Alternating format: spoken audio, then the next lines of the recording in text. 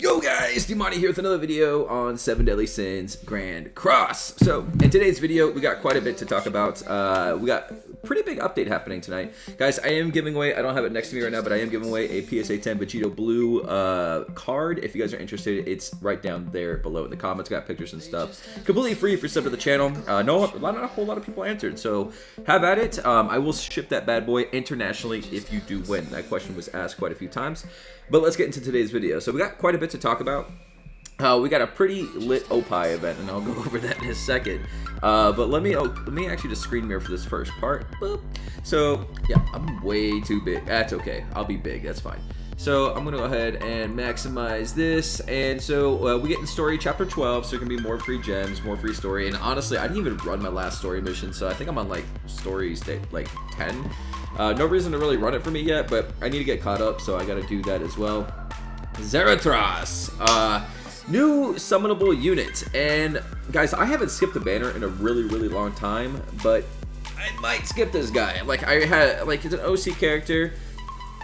I mean, he's good, and he's really good for PvP. I don't PvP a whole lot though, so I don't know. I might skip this banner. I don't know. I'll see what the banner looks like. If it looks pretty legit, or if he's guaranteed, I might go on it. But as of right now, I'm kind of giving it a hard pass. Let me know in the comments if you guys are summoning on the banner, or it depends what it looks like, or if you are giving it a hard skip. I want to get you guys' input, and make sure to smash that like button, because you know, the more interaction you do, the more my videos get recommended. So I appreciate that. The one thing that we will be discussing heavily in this video is the new OPI final boss Diane, bro. What is... Okay, so we got a lot to talk about Diane. It goes over a little bit more the new unit. I don't want to focus on him on this video. I want to focus more on Diane. A couple other things I wanted to mention with her event, her final boss event. You will get 3 pieces of equipment. I think I actually have a full UR set for Diane, but dude, I gotta get that. So we'll definitely be going after the Diane outfit. New semester special draw, SSR draw rate 7%. Increased banner coming out again. The last time this banner came, actually, this blue demon. The last time these banners came, I got absolutely like shafted on it. I only pulled like a few units after, like out of all the multi. So I don't know if I'm able to hit this again. I don't need to really think anything on it. If Yuri's on the banner, maybe, but this looks like blue Demon Meliodas and green Escanor, so it looks like the SSR2. I'll have to look a little bit more at that banner when that drops and see more about that. Gonna be some free multis coming out of this new semester special event, new semester check-in, new semester spin event, new semester special exchange shop. Lots of cool events. They're always throwing new stuff at us, so I like how they do that. I'm gonna buy that deer yet. Does Gallon have a mohawk? He does. Legit, might cop these two. Definitely the Yuri outfit, because that's fire, and the Gallon mohawk just because that's badass. And then new semester special ticket bundle. I think this is, I don't even know, 33 tickets, so what, 43 draws on this? I want to see more about this as well. They don't give us a whole lot of information, but apparently a new banner with tickets is coming out, and I think there's also a login bonus as well with tickets, which is cool. Bunch of new furniture is coming out. I didn't see anything that was really, you know, worth wild, so it's up to you if you guys want any of this furniture. I will say, this one right here got me. I don't know if you can see this text. It's kind of blurry even just looking at it. Increases training quotas, daily free amber change, limit by 1. Sorry, I got a text message there. And so I was like, what the hell does that mean? And at first I was like, do I get to do the tranny cave twice with this item? That is not the case. I was talking to my buddies about it, and it's like, nah, bro, that's just where you can actually change what fight you're doing, you know, like once a day. So I was just like, oh, well, that's dumb. I don't really care about, I don't even change the fight. And like, yeah, none of those are really worth it. I do see a Howlix, a deathmatch rate 20%, so a good alternative if you were not able to pull the green Meliodas. So that's kind of cool that they added that. But if you pull the green Meliodas, you have 100%, so 20% is kind of stupid. You don't need that. So going on forward, blah, new banners, new stuff. Okay, but let's go talk about the Diane event, because this is an actual pretty tough fight, believe it or not. And there are a few units that excel in the fight quite dramatically, and so I want to build that team with you. And hopefully we're gonna go back to that right there. Yeah, we're looking good. There is one unit, and he's kind of irreplaceable on this fight, and I hope you guys have him. And mine is actually not ready for this, so I'm glad I'm making this video. I gotta go 80 this guy. I've been trying to 80 as many characters as I can, and mine's only 70 right now, so we got to get Blue Demon Meliodas. I actually haven't really had a reason to ever run Blue Demon Meliodas, but he is great for this fight, okay?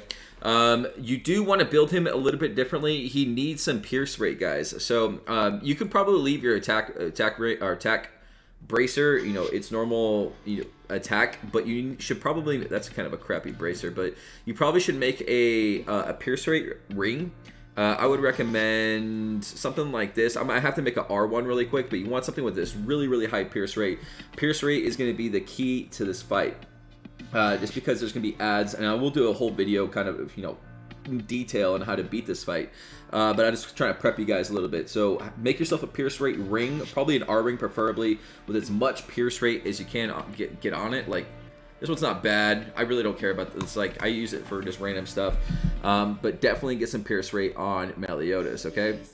The next unit that is absolutely clutch for this fight, and I know a lot of people don't have her just because it's an OC character, but hopefully you do, it's going to be Blue Lilia. Now, Blue Lilia is actually probably, she's so important on this fight, guys.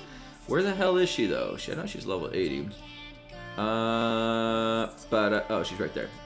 Okay, so she is level 80 on my for me, but her passive is also going to come in clutch. Increases all allies' pierce rate by the value equal to 50% of the hero's pierce rate. So if you can on Blue Lilia, run double pierce rate on the attack, or on the bracer and the ring. Give her as much pierce rate as humanly possible. Pierce rate is going to be your friend on this fight. Now, me personally, I got to do that myself. I'm glad I got her level 80, but you do want her on your team on this. Now, during the fights, another thing about this fight, you can't really heal. However, in transition phase, like after you kill Diane and it's phase 1 and it's transitioning to phase 2, you can throw like 1 or 2 heal cards out there for that's it. That's it. There's no other way to heal, okay? So keep that in mind when we're running the fight. Like I said, I don't want to go too in detail with that. So those heals are usable, even though it's very, very limited, okay?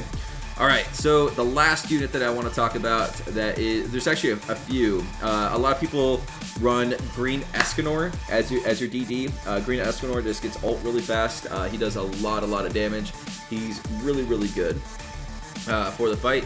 The other unit that's really good is the new summonable unit, Zeratos, or whatever the hell his name is, the new OC unit. He does well against this fight as well if you do manage to pull him. I want to look at the banner before I decide if I'm summoning or not. And the other one that I was told is really, really good for this is going to be Green Fat King. And I'm not going to lie to you, I've never used Green Fat King before.